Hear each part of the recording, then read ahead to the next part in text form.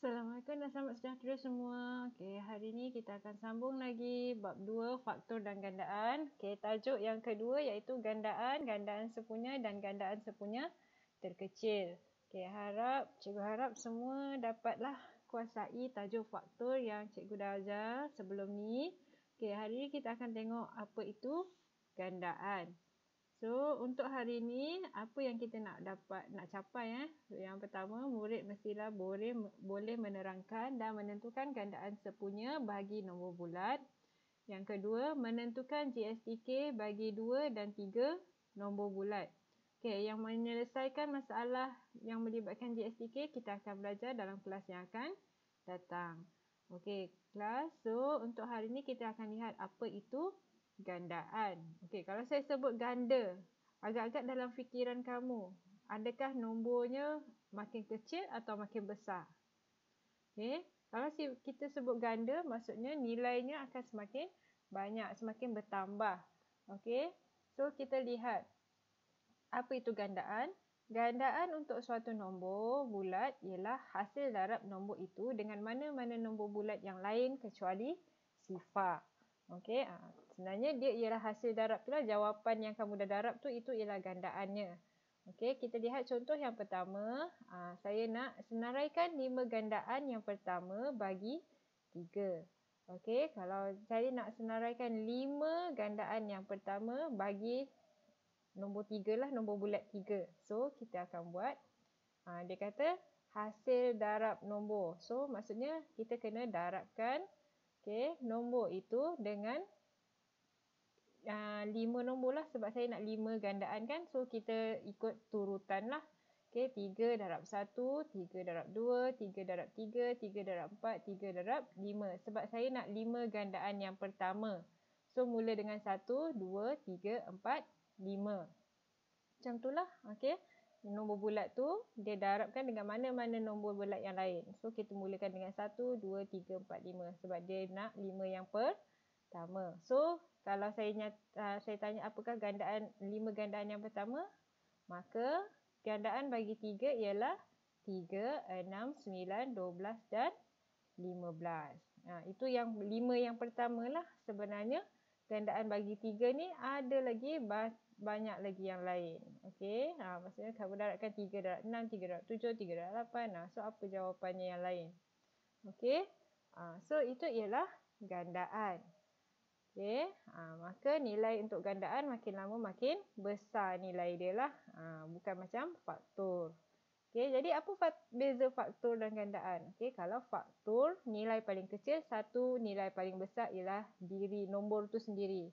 Okey, kalau gandaan, dia yang paling kecil nombor itu dan yang paling besar dah apa-apalah yang kamu darabkan 3 darab berapa-berapa nilainya. Okey, tak terkira. Okey, so saya nak tanya. Jadi, kalau soalan tanya, adakah 42 ialah gandaan bagi 3 atau bukan? So, macam mana kamu nak cari? Okey, jawapan dia, ya. Kerana 42 boleh dibahagi tepat dengan 3. Kalau suatu nombor itu boleh dibahagi dengan nombor yang lain, maka nombor itu adalah gandaan bagi nombor bulat yang lain itulah. Okey, maka 42 ni ialah gandaan bagi 3. Okey. So, kita lihat apa itu gandaan sepunya. Okey, macam faktor sepunya, dalam senarai nombor ada beberapa nombor yang saya beri. So, kamu cari nilai yang sama. So, gandaan sepunya itu ialah apabila 2 atau lebih nombor bulat yang mempunyai hasil darab yang sama. So, hasil darab tu kita panggil gandaan sepunya. Okey, 2 atau lebih nombor bulat yang mempunyai hasil darab yang sama. So, sebagai contoh, kita lihat contoh yang kedua. Okey, tentukan sama ada 32 ialah gandaan sepunya bagi 28 ataupun bagi 2 dan 8 atau bukan. So, macam mana kita nak tentukan dia gandaan bagi suatu nombor itu atau bukan? So, kita bahagi. Penyelesaian dia, mula-mula kita buat 32 bahagi 2 and then 32 bahagi 8. Kalau dua-dua boleh dibahagi tepat, maka 32 ialah gandaan sepunya bagi 2 dan 8. Okey? Okey, kita lihat contoh yang seterusnya. Okey, contoh yang ketiga, saya ada tentukan sama ada 60 ialah gandaan sepunya bagi 5, 15 dan 24 atau bukan. Okey, jadi cara dia sama macam tadi. Kita buat 60 bahagi 5. Kita dapat 12. 60 bahagi 15. Kita dapat 4. And then 60 bahagi 24. Oh, ada baki 12. Okey. So, bila salah satu daripada nombor yang disenaraikan tu bukan tidak boleh dibagi tepat, ada baki, maka 60 ni betul ke ialah gandaan? Salah. So 60 bukan gandaan sepunya. Okey, bukan gandaan sepunya bagi 6, 15 dan 24. Okey, dia bukanlah sebab ada satu yang ada baki. Okey. So, kita lihat contoh yang lain lah, soalan jenis lain. Okey, contoh yang keempat. Senaraikan 5 gandaan sepunya yang pertama bagi 2, 3 dan 4. Okey, so senaraikan 5 gandaan sepunya yang pertama bagi 2, 3 dan 4. Okey, caranya ialah, okey, kalau dia tanya 5 gandaan sepunya yang pertama, murid boleh buat cara begini. Senaraikan gandaan 2, senaraikan gandaan 3, senaraikan gandaan 4. Kita tak perlulah tulis 2 darab 1, 2 darab 2, tak payah. Kita just tulis hasil darab dia tu. Okey, hasil darab dia tu lah. Okey, so dah dapat. Kita kenal pasti dalam ketiga-tiga senarai gandaan tu mana nilai yang sama. So, orang yang pertama kamu jumpa ialah, okey, gandaan sepunya yang pertama ialah 12. Okey, tetapi saya nak 5. Adakah murid perlu senaraikan semua nombor ni 18, 20, 22, 24, 26 sampai habis? Sampai kamu jumpa 5. Adakah begitu? Okey, tak perlu ya murid-murid. Okey, kalau kamu dah jumpa orang yang pertama, okey, orang yang kedua, bukan orang lah. Gandaan sepunya yang kedua ialah kamu darabkan yang pertama tadi dengan 2. Okey, katalah kamu jumpa 12 itu yang pertama. So, yang kedua, okey, yang pertama ialah 12 darab 1. Yang kedua, 12 darab 2. Okey, kita nak 5 kan? 12 darab 3. Sampailah 12 darab 4 and then 12 darab 5. Okey, murid tak perlulah senaraikan sepanjang-panjang gandaan 2 ni. Tak perlu. Okey, cuma kita cari yang gandaan sepunya yang pertama, kita boleh kenal pasti yang kedua dan 3, 4, 5 dan seterusnya lah. Okey, so dia nak 5 gandaan sepunya yang pertama. So, kamu bagilah 12, 24, 36, 48 dan 60. Okey, murid-murid. Okey, contoh yang kelima. Okey, senarai yang sama lagi. Senaraikan 5 gandaan sepunya yang pertama bagi 2, 4 dan 5. Okey, ini penyelesaiannya sama juga. Okey, 20, 48. Okey, kemudian kamu dah jumpa gandaan sepunya yang pertama ialah 20. Okey, yang pertama dah 20. Kamu bayangkan gandaan 2 dah kat sini. Kalau dia ada 32, takkan kamu nak senarai sampai habis. So, nanti kita akan tengoklah cara yang lain. Okey, so kamu dapat gandaan sepunya yang pertama ialah 20. Maka nak cari yang 5 yang lagi, 4 lagi yang lain, kamu darab saja 20 darab 2, 20 darab 3, 20 darab 4, 20 darab 5. Okey, so kamu akan dapat jawapannya 20, 40, 60, 80 dan 100. Okey. So itu ialah gandaan sepunya. Kamu cari yang pertama, kamu akan dapat yang lain-lain. Okey. So kita lihat soal yang terakhir. Tajuk yang terakhir untuk hari ini ialah gandaan sepunya terkecil. Gandaan sepunya terkecil ni samalah maksudnya dengan gandaan sepunya yang pertama tadi. Okey. Yang terkecil lah sebab dia yang paling kecil kan. Yang gandaan sepunya yang paling kecil. Dia lah yang pertama kita jumpa, dia lah yang paling kecil. Okey. So, nak cari gandaan sepunya terkecil ni boleh gunakan 3 kaedah yang saya senaraikan di bawah, iaitu kaedah menyenaraikan gandaan sepunya, kaedah pembahagian berulang dan kaedah pemfaktoran perdana. Okey. So untuk ketiga-tiga ni, kaedah ni, okey, kita sebenarnya dah tengok dah semasa kita belajar faktor dulu. Cuma mungkin ada perbezaan sikit-sikit lah.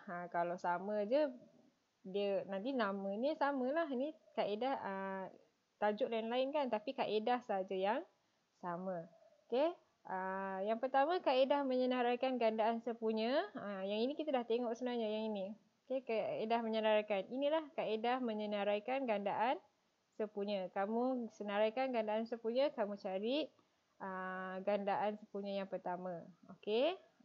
So, kalau yang pembahagian berulang, kita dah tengok dalam FSTB dan juga pemfaktoran perdana pun kita dah tengok. Cuma ada perbezaan sikit lah. So, kita lihat contoh yang menggunakan pembahagian berulang. Okay, contoh yang ke-6. Okay, tentukan JSTK bagi 3, 6 dan 9. So, kita nak buat pembahagian berulang ni. So, cara dia, kita letak 3, 6, 9 tu dalam satu baris. Kemudian kita bahagi berulang. Bahagikan dengan untuk JSTK, tidak semestinya kamu boleh kena bahagi 3-3 lah. Dia boleh bagi satu-satu. Dia berbeza dengan faktor. Faktor mesti wajib 3-3 untuk faktor. Tapi untuk gandaan sepunya terkecil, kamu boleh bahagi sikit-sikit lah. So contohnya 3, 6, 9 ni ada dalam sifar 3. So kita bahagi dengan 3 dan kita akan dapat baki 1, 2, 3. Okay. Kemudian aim kita untuk JSTK ni supaya baki di bawah ni semua 1, 1, 1. So 1, 2, 3 ni kita boleh bahagi. Okay, 1 ni kira dah selesai lah. Okay, 1 dah kira selesai. So kita nak jadikan 2 ni sebagai 1. So kita bahagi 2.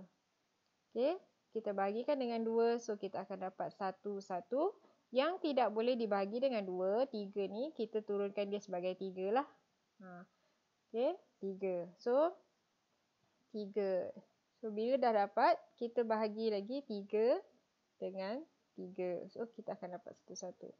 Okey, peringatan yang murid-murid, sebab nak dapatkan 1, 1, 1 ni, janganlah kamu buat 3, 6, 9. Katalah 3, 6, 9. Bahagi terus dengan 9.